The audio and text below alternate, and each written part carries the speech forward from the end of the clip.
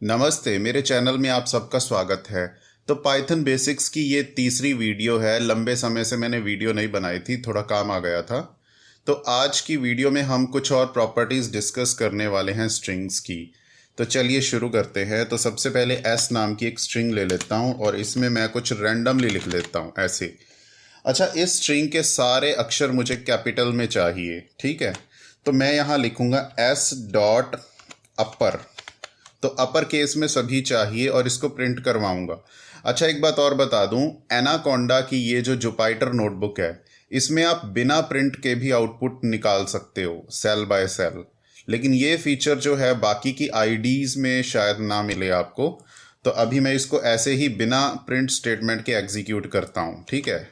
तो ये देखो, ये अपर जो कमांड दी है मैंने स्ट्रिंग को, उससे क्या हुआ, सारे कैपिटलाइज हो गए। ओके, अब इसी तरह लोअर भी कर सकते हैं। तो चलो मैं ऐसा करता हूँ, बिना वेरिएबल में डिफाइन किए शिफ्ट दबाकर, ये सारे कैपिटल लेटर्स में हैं और इस स्ट्रिंग को मुझे क्या करना है, लोअर में करना है। तो मैं इसको लोअर लिख दूंगा, स्ट्रिंग डॉट लोअर, इस प्रकार से। अब इसको मैं डायरेक्टली एग्जीक्यूट कर सकता हूँ विदाउट राइटिंग प्रिंट स्टेटमेंट। तो अगर आप चाहो, आपकी इच्छा है, तो आप प्रिंट के साथ भी कर सकते हो, जैसे कि प्रिंट, ठीक है। इसमें मैंने कुछ भी रैंडम लिखा, जैसे कैपिटल में, और इसको मैं यहीं पे कन्वर्ट करना चाहता हूँ लोअर। तो ये अब हो गया, ठीक है। तो वही आंसर आएगा। अच्छा, इनमें डिफरेंस ये होगा, अगर आप प्रिंट से एग्जीक्यूट करोगे, ये देखो, इनमें जो है इन्वर्टेड कॉमास नहीं आएंगे, लेकिन अगर आप बिना इसको यूज़ किए करोगे तो आएंगे। यही डिफरेंस है बस, और कुछ नहीं है। अच्छा, नेक्स्ट अब आगे चलते हैं। ये हो गया अपर लोअर। अब तीसरा आता है कैपिटलाइज। मान लो मैंने एक बड़ी सी स्ट्रिंग लिखी, ठीक है ना, आई am not feeling well. So I am not feeling well. अब मैं चाहता हूँ इसको कैपिटलाइज करना, यानी कि कैपिटलाइज। कैपिटलाइज प्रॉपर्टी क्या करती है कि जो पहला आपका स्ट्रिंग का लेटर होगा उसको कैपिटल में कर देगी, लेकिन बाकियों को रहने देगी। तो मैं इसको इस तरह से एग्जीक्यूट करता हूँ। ये देखो, पहला जो आई है वो कैपिटल में हो गया और बाकी के वैसे रहेंगे। तो ये एक प्रॉपर्टी है, ठीक है। अब आगे चलते हैं। इसके साथ अब हम और क्या क्या कर सकते हैं स्ट्रिंग में। जैसे मैं एक बात और बताता हूँ, अब हम जो स्ट्रिंग होती है उसमें काउंटिंग करना चाहते हैं कि जैसे कोई भी पर्टिकुलर कैरेक्टर है वो कितनी बार उस स्ट्रिंग में आ रहा है। तो मैं एस नाम की एक स्ट्रिंग ले लेता हूँ एक वेरिएबल फॉर्म में, ठीक है। तो मैं ऐसे लिख देता हूँ कुछ भी रैंडम, ऐसे ऐसे ऐसे ऐसे करके। तो अब मैं ये जानना चाहता हूँ कि इसमें ये जो जी है वो कितनी बार आया है। तो उसके लिए मैं क्या करूँगा, इसमें लिखूँगा एस डॉट काउंट, मतलब स्ट्रिंग डॉट काउंट। एस वो स्ट्रिंग हो गई जिसकी बात हो रही है, और इसमें काउंट क्या करना चाहते हैं, काउंट करना चाहते हैं जी, ठीक है। तो इसको मेंशन करना पड़ेगा प्रॉपरली, और अब इसको एग्जीक्यूट कर दो तो 7 आ जाएगा। यानी कि जी हमारा कितनी बार आ रहा है, 7 बार आ रहा है, ठीक है। तो ये हो गया काउंटिंग। अच्छा, अब स्ट्रिंग में कुछ हम रिप्लेस करना चाहते हैं, यानी कि किसी एक पार्ट को रिप्लेस करना चाहते हैं किसी दूसरे पार्ट के साथ। अच्छा, मान लो मैं अपना नाम लिख देता हूँ यहाँ पर, ठीक है। तो नेम अपना लिख देता हूँ मुकुल, ठीक। तो सिंह लिख देता हूँ। मैं मुकुल सिंह तो हूँ नहीं, मुकुल शर्मा मेरा नाम है। तो अब मैं सिंह को रिमूव करके यहाँ शर्मा करना चाहता हूँ। तो मैं क्या करूँगा, नेम डॉट रिप्लेस, ठीक है। अच्छा, अब इसमें दो आर्ग्यूमेंट्स आएंगे। सबसे पहला आर्ग्यूमेंट आएगा कि मैं किसको रिप्लेस करना चाहता हूँ। तो सिंह के लिए सिंह को रिप्लेस करना चाहता हूँ मैं शर्मा के साथ, SHARMA, शर्मा। तो ऐसा करने से ये एग्जीक्यूट हो जाएगा और रिप्लेस कर देगा, ठीक है। तो इस प्रकार से। अच्छा, इसको और यूज़ करके देखते हैं। देखो, जैसे मान लो एक हमारे पास कोई गलत स्टेटमेंट मैं लिख देता हूँ, तो जैसे रैंडमली, अब बिना वेरिएबल के करके देखते हैं, ठीक है। आई इज़, जान के गलत लिख रहा हूँ, I is not working too hard, ठीक है। आई इज़ नॉट, अब आप कहोगे यहाँ एम आएगा, तो मैं इसी को तो रिप्लेस करने वाला हूँ। तो मैं लिखूँगा रिप्लेस, ठीक है, और किसको रिप्लेस करना है, इज। अच्छा एक मिनट, मैं इसको स्ट्रिंग लेंथ को थोड़ा और बढ़ा देता हूँ। और बढ़ाने का तात्पर्य है कि मैं यहाँ एक और बात लिख देता हूँ, I is not working too hard because I is sleepy, ठीक है, ऐसे लिख देता हूँ, स्लीपी ऐसे।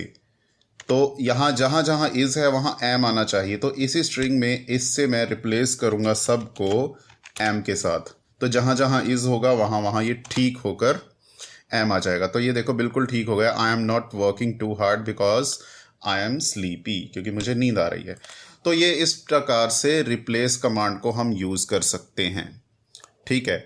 अब नेक्स्ट जो इसमें बात आती है कि जो स्ट्रिंग फॉर्मेट है, ठीक है, उसको हमें कभी कभी इंट फॉर्मेट या फ्लोट फॉर्मेट किसी और फॉर्मेट में यूज़ करना पड़ता है।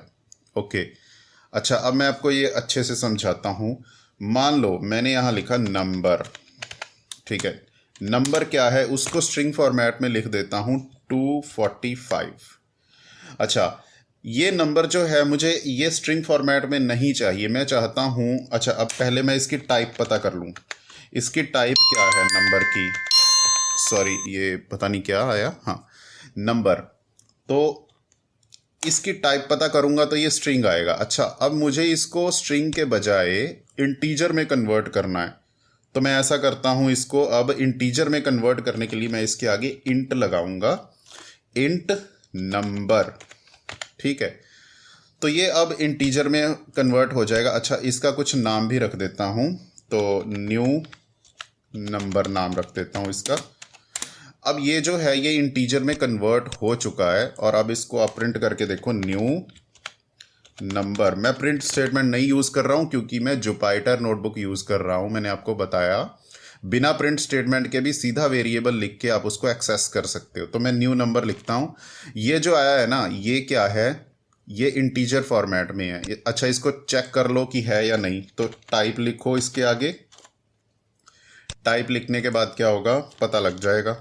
तो ये लो, तो इसकी टाइप क्या है, इंटीजर। अच्छा मैं एक बात और समझा दूं कि जब आप वन टाइप को सेकंड टाइप में कन्वर्ट करते हो, जैसे मान लो स्ट्रिंग को इंटीजर में करना है या फ्लोट में करना है, तो भाई क्या है कि वही स्ट्रिंग फ्लोट या इंटीजर में कन्वर्ट होगा जो हो सकता होगा। इसका अर्थ ये है कि अगर आप मान लो कोई ABCD वाली कोई चीज़ लिख दो, कोई अल्फ़ाबेटिकल बात लिख दो, अगर आपको कहो कि मुझे उसको इंटीजर या फ्लोट में करना है, तो वो कैसे करेगा, वो नहीं कर पाएगा ना। तो इसीलिए इस बात का ध्यान रखना है। अब मैं यहाँ लिख दूँ कि ठीक है इंट लिख दूँ मान लो, और इसके अंदर लिख दूँ मैं कुछ ऐसे इस प्रकार से, अब ये इसको थोड़े ना कर देगा, देखो एरर थ्रो कर देगा, ये कहेगा कि ये हो ही नहीं सकता। अब अगर इसी चीज़ को मैं मतलब कुछ ऐसा करता हूँ कि इंट, यानी कि इसमें स्ट्रिंग फॉर्मेट में नंबर्स को लिख देता हूँ या डेसिमल नंबर, तो ये भाई इसी को ही करेगा। अच्छा इसको डेसिमल में लिखा तो ये डेसिमल वाला पार्ट रिमूव हो जाएगा क्योंकि ये इंटीजर है, तो मैं यहाँ इंट की बजाय फ्लोट लिख देता हूँ। चलो पहले इसको इंट में ही करते हैं और इसके साथ एक फ्लोट वाला कर लेते हैं। तो फ्लोट, ठीक है, और स्ट्रिंग में लिखता हूँ ऐसे ऐसे कुछ और इस तरह से। तो अच्छा ये क्या हो रहा है, अच्छा इसमें भी प्रॉब्लम आ रही है, हाँ सॉरी, हाँ वो डेसिमल है ना, डेसिमल एक करेक्टर के फॉर्म में उसको ले रहा है, तो वो इस तरह से नहीं करेगा। ठीक है सॉरी। तो इसको हम करेंगे तो ये डेफिनेटली आंसर नहीं आएगा। तो इसको डेसिमल को हटाता हूँ क्योंकि डेसिमल एक करेक्टर स्ट्रिंग की तरह वो उसको अज्यूम कर रहा है, मैथमेटिकल ऑपरेटर की तरह नहीं।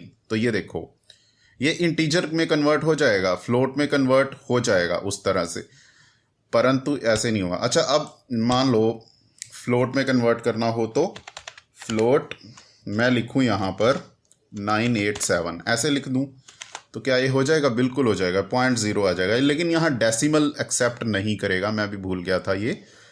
तो ठीक है, तो इस तरह से एक फॉर्मेट में दूसरे फॉर्मेट में कन्वर्ट कर सकते हैं। अब आगे चलें। अच्छा आगे और इसमें क्या है, इसमें अब स्ट्रिंग की इंडेक्सिंग क्यों करते हैं हम, यानी कि स्ट्रिंग की इंडेक्सिंग के बारे में चर्चा करते हैं। अच्छा, मान लो मैंने कोई स्ट्रिंग लिखी, एस नाम की कोई स्ट्रिंग लिखता हूँ, जैसे कि ABCDEFGH, ये स्ट्रिंग लिख दी मैंने। अच्छा, ये जो इनकी पोजीशन होती है ना, यानी कि आप ऐसे मान के चलो रोल नंबर, इन हर एक का रोल नंबर, यानी कि इनका एड्रेस क्या है, यानी कि पाइथन में मतलब कौन कौन किस एड्रेस पे लोकेटेड है, तो उसी को हम कहते हैं इसका इंडेक्स नंबर। तो इंडेक्सिंग हमेशा पाइथन में दो तरह से की जाती है, एक यहाँ से लेफ़्ट टू राइट। तो यहाँ से अगर लेफ़्ट से शुरू करेंगे तो 0 1 2 3 4 5 6 ऐसे, यानी कि A जो होगा वो 0 पे होगा, B 1 पे होगा, C 2 पे होगा। तो यहाँ 1 2 3 से नहीं चलता है काम, यहाँ चलता है होल नंबर, यानी कि 0 1 2 ऐसे। और दूसरी इंडेक्सिंग है जो बैक से शुरू होती है, राइट टू लेफ्ट, वो होती है -1 -2 -3। ये फीचर पाइथन में है, ठीक है। अच्छा, अब इसकी इंडेक्सिंग करते कैसे हैं, ये वो स्ट्रिंग है जिसकी बात हो रही है। मैं जानना चाहता हूँ इसके इंडेक्स नंबर 4 पर कौन है, ठीक है, कौन सा करैक्टर अवेलेबल है। तो E है, चेक कर लो चाहे तो, E 5वीं पोजीशन पे होगा लेकिन चौथे इंडेक्स पे होगा, 0 1 2 3 ऐसे। तो इस प्रकार से इसमें इंडेक्सिंग की जाती है। और अगर मैं बोलूँ यहाँ से पीछे से -3 लिखूँ तो क्या आंसर आना चाहिए, देखो HGF आना चाहिए, तो ये F को प्रिंट कर देगा। तो इस प्रकार से इनकी इंडेक्सिंग होती है, राइट। तो ये इंडेक्सिंग का कंसेप्ट आपको अच्छे से समझ में आ गया होगा 4, और ये इस प्रकार से। अब आगे चलते हैं, थोड़ा सा और बेसिक्स डिस्कस कर लेते हैं। तो मैं इसको ऐसे बढ़ा देता हूँ सेल्स को। अच्छा, अब आगे यहाँ पर जो विचार करने वाली बात है कि ये इंडेक्सिंग तो इस प्रकार से हो गई। अच्छा, इसमें स्ट्रिंग में एक और प्रॉपर्टी आती है इंडेक्सिंग के आधार पर, वो क्या, वो ये है कि जैसे मान लो कि हमें किसी पर्टिकुलर वर्ड का इंडेक्स जानना है, किसी कैरेक्टर का इंडेक्स जानना है कि वो कौन सी पोजीशन पे पड़ा है। जैसे मान लो मैं कोई नेम लिखता हूँ अपना ही, ठीक है, MUKUL, ओ सॉरी इन्वर्टेड कॉमास में लिखना था, स्ट्रिंग है तो MUKUL ARMA। तो भाई यहाँ पर मैं यूं जानना चाहता हूं कि ये जो कैपिटल S है इसका इंडेक्स नंबर क्या है, ये जानना है मुझे। तो इसमें क्या करूंगा मैं, नेम डॉट इंडेक्स, इस कमांड को यूज करूंगा और इसमें मैं लिख दूंगा कैपिटल S, क्योंकि मुझे इसका इंडेक्स नंबर जानना है। तो ये 6वें पर है कैसे है, देखो ये 0 1 2 3 4 5, ये जो ब्लैंक स्पेस है ना, ये भी कैरेक्टर में काउंट होगा, ये भी स्पेस ऑक्यूपाई करेगा आपके पीसी में। तो इसीलिए इसका भी कोई एड्रेस होगा, तो ये 5th एड्रेस और ये 6th एड्रेस है ये, ठीक है। तो S का इंडेक्स नंबर हुआ 6। अच्छा, अब इसमें मान लो एक कैरेक्टर रिपीटेड फॉर्म में, मान लो ये A यहाँ पर भी है और यहाँ पर भी है।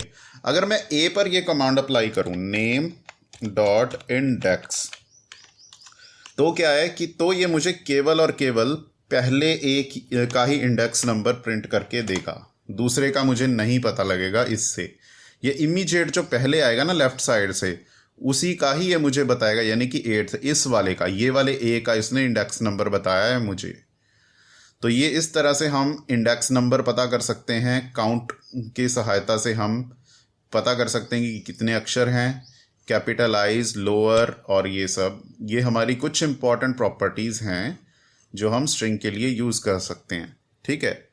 तो अभी मैं इस वीडियो को इतना ही रखता हूँ, बाकी इसको प्रैक्टिस कीजिए और अपने पाइथन के स्किल्स को थोड़ा और अपडेट कीजिए, और मिलता हूँ आपसे अगली वीडियो में। धन्यवाद।